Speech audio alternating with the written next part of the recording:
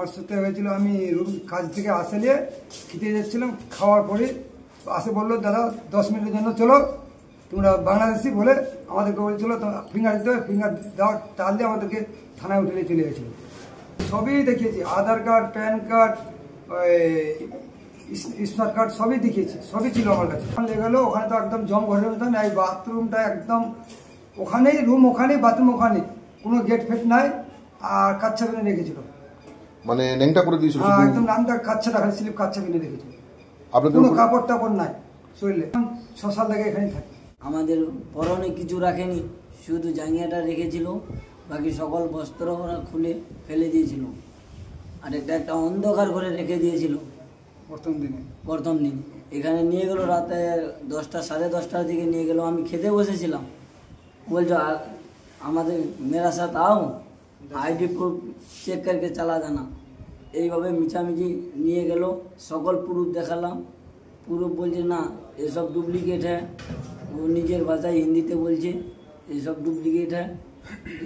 গেল দিল্লি হরিয়ানা, তো যায় না বিনা অপরাধে মোর চ্যানেলটা ধরে লাগালে, ধরে লাগাই নিয়ে মারপিট করলে, আর করালে ফের বাথরুম সাফা করালে, ওই পায়খানা সাফা করালে, সব কিছু করালে।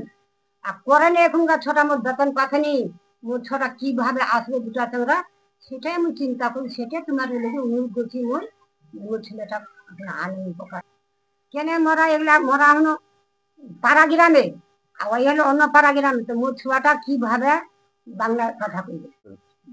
বাংলাদেশে পুলিশে ধরে লেগেছিল, মারধর হয়েছে খুব, আর বাথরুম সাফা করাইছে, আর ই করাইছে। এগুলা হচ্ছে কেন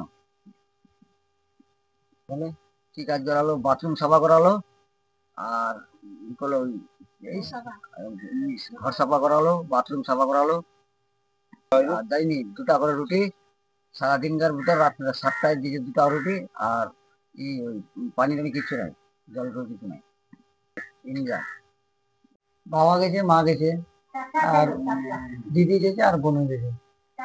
তো ওখানে লোক তুলে নিয়ে গেছে এসে পুলিশে, ওখানে যাওয়ার পরে মারধর করেছে পুলিশে, আর বাথরুম সাফাই করেছে। এগুলো এখন আসবে বাড়িতে, তো কিভাবে আসবে, এখন কামে যাচ্ছে, কামেরও পয়সা দিবে না, আসবে কিভাবে। বাথরুম সাফ করাইছে, আর পুরা সাফ করাইছে, মানে পুলিশের যেগুলো কাম আছে ওগুলো ওদের দ্বারা করাইছে, ওটা বলতে পারছি না, কিন্তু বাথরুম সাফ করাইছে এটা বলেছে না। এটা তো বেঠিক, কিন্তু ওরা তো মানবে না, বেশি কথা বলতে গেলে মারছে। বাংলাদেশি করে উঠে নিয়ে গেছে, আধার কার্ড মাধার কার্ড সব কিছু দিয়েছি, ওগুলো কিছু কাম দিচ্ছে।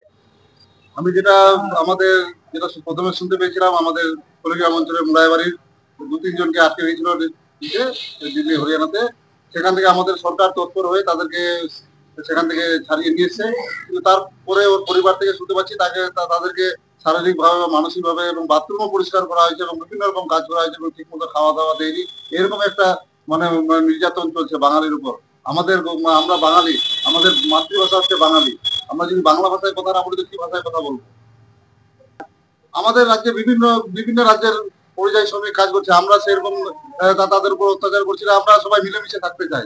কিন্তু যারা বাঙালি বিদ্বেষ, যারা মানে বিশেষ করে যারা বিজেপি শাসিত রাজ্য আছে, সেইখানে বিশেষ করে এটা অত্যাচার হচ্ছে। এর মানে এটাকে কেন্দ্রের মানে বিজেপি সরকার এটা মানে চক্রান্ত করছে, বাঙালিকে তারা সহ্য করতে পারছে না। বাঙালি আগামী দিনের ভবিষ্যৎ, মানে দেশের আমাদের যে মুখ্যমন্ত্রী মমতা ব্যানার্জি যে একটা পথ মানে দেখাচ্ছে।